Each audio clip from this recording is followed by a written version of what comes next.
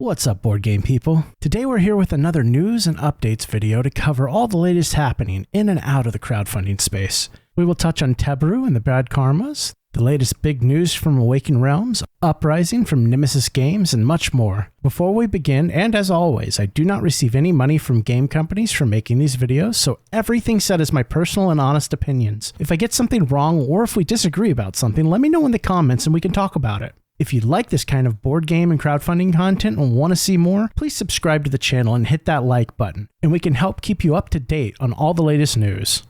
First up is Teburu and the Bad Karmas, and no, this isn't the latest Beatles cover band. The Kickstarter campaign for Teburu has ended in spectacular fashion, unlocking all but one revealed stretch goal. We narrowly missed the Mastermind mode, but I'm pretty sure they'll choose to offer it as a late pledge stretch goal, as they muse in the last update. If it isn't offered as such, it'll likely become a DLC for the game after it's released. On the last day, they unveiled the big box option for the game that should hold most everything you'd need it to.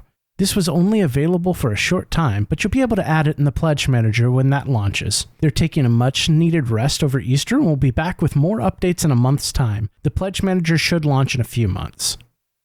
Second, we come to Black Rose Wars Rebirth, which has sent out a few updates in the last few weeks. The first update went over the possessed avatars, how they work, and previewed their player boards. They also covered the Hex School of Magic, mentioned that the core box is in translation, and covered some alternate rules for the evocation phase.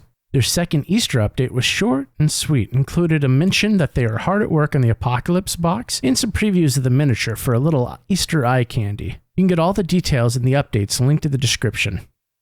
Uprising's new campaign for the Titans of the First Age expansion is now officially joining the fray for April. The countdown timer has begun to tick on their Gamefound project page. If you're going to pick this one up, make sure you follow the campaign now. You'll get a freebie when the campaign launches, and you'll help to unlock that last pre-campaign goal, which is just within reach. As of filming, the campaign page isn't displaying prices for the expansion or the reprint yet, so check back on the 26th when this thing goes live for all the juicy details. I'll likely have a video covering the campaign up that evening or the next evening. Tamashii, Chronicle of a Sin's campaign has come to an end on Gamefound. They came to a rest at just over €750,000. In the last days of the campaign, they put on offer a gameplay all-in pledge for €90 that did not include the miniatures pack. They also released one last expansion in the last days that I'll have to grab in the Pledge Manager, called the Forbidden Chapters expansion. This expansion tells the story of some of the deeply hidden secrets of Ascend, the evil AI. The Pledge Manager should open in the next 2 to 3 months, but they'll let us know exactly when in a future update. Now from Awakened Realms Light to Awakened Realms Heavy. Awakened Realms released a new blog post titled Awakened Realms Next, talking about their upcoming campaigns, and they dropped some bombshells along the way. The update covers 3 games in total. First is Tainted Grail, Kings of Ruin. Kings of Ruin is a new standalone story campaign where you will lead an expedition on the forgotten west side of the island, discovering the secrets of the 3 Kings of Ruin. It will include several key improvements over the previous Tainted Grail adventures, including changes to the Menhir travel system, rebalanced character advancement, and many other twists. You can head to the link in the description to follow the campaign along with over 20,000 other followers to get a secret follower gift when it goes live.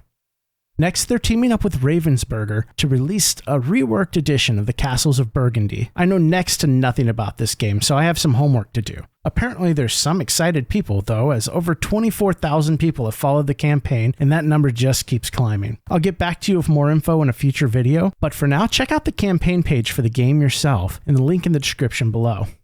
Now, if you're like me and you've been searching endlessly for a copy of The Great Wall without much luck, well, now you're in luck. They're launching a campaign for a reprint of the entire game with expansions, minis, and all. And no, you don't have to wait long. It looks as though it'll launch this Thursday or possibly next Thursday. Keep an eye on the campaign page to see when it truly goes live. I'm crossing everything I have, hoping for some surprises in the campaign as well. Something new would be totally welcomed, but even if it's just a reprint, it's an incredible opportunity to get your hands on a smart and excellent worker placement game with many exciting twists.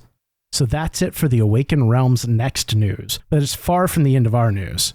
Up next is another huge announcement many of us have been eagerly awaiting. Succubus Publishing will be reopening the Pledge Manager for Middara on May 2nd. The plan is to keep the Pledge Manager open for 6 weeks, closing it on June the 13th. This will give everyone the opportunity to hop in. You should be able to grab the Wave 1 content if you missed backing like me, and you'll absolutely be able to get your pledge in for the Wave 2 content, which is being finished up now. This game is massive, critically acclaimed, and one of the next dungeon crawlers to grace my table. I'm so excited to table this, and over the moon that we'll be able to hop in for Wave 2.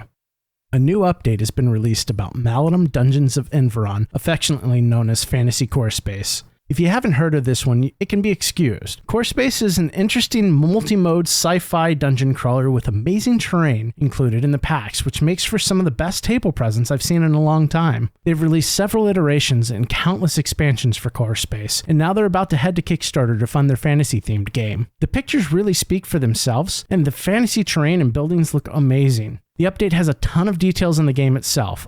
I'll leave the link in the description, and if the pictures have interested you, you owe it to yourself to look into the details on the game. I'm keeping a close eye on this one, and I'll certainly have a video detailing everything once the campaign launches. Skyrim the Adventure game has posted a short update with big news. They're waiting the final print proofs to arrive, and they'll be hitting the magic button to start production on the last elements that need to be produced. They'll be printing the rulebook, cards, and boxes. Everything else is already done, so they'll know the exact date which these items should be in printing soon, and they'll be able to get the final weights on everything to begin the shipping phase of the Pledge Manager. So get ready because they'll be collecting shipping and hopefully sending everything out sooner rather than later. League of Dungeoneers has dropped an update with a nice little surprise for backers. They're now including some new trap cards with every pledge as an added bonus. Work is finishing up on the Write a Quest pledges, and they're proofing everything and getting ready to start the printing layout process. They're also hard at work in the Pledge Manager and hope to announce that it's live with the next update. Harakiri has continued with their amazing updates this week, and it's given us the Pledge Manager launch date, which happens to be April the 18th. They've swapped from Gamefound to Kick and Go for the Pledge Manager due to Gamefound's notorious shipping charges issues. They've given us a preview on the double-sided mat with updated artwork that looks fantastic. The Shinigami miniature has matured into a full-fledged small expansion that can be optionally integrated into Act 1 and 2. This will be included at no cost for pledges including at least one Ronin reward. They also have added in the much requested metal coins into the Pledge Manager. These will not come included with the Honor Pledge, so they will have to be added separately if you want them. There are several more items including dice trays, improved dice design, and some gameplay discussion you can find in the update linked in the description.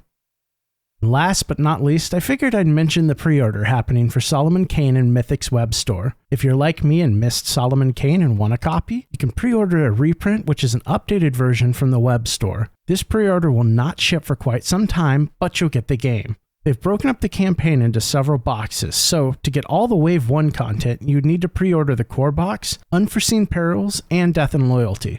They also have copies of all the Wave 2 content still available in the store. Well, that's it for this one. I've rambled on long enough, but I'm sure there'll be much more to talk about in the next news and updates video. If you've made it this far, thanks for watching. If you like this kind of content, please consider subscribing and hitting that bell or the like button. It all helps us to grow and reach a wider audience. We'll be back on Tuesday with the first of a few campaign guides for this week, and later on in the week with even more videos. Things are only heating up around here. Thanks for everything, and remember to play something fun tonight.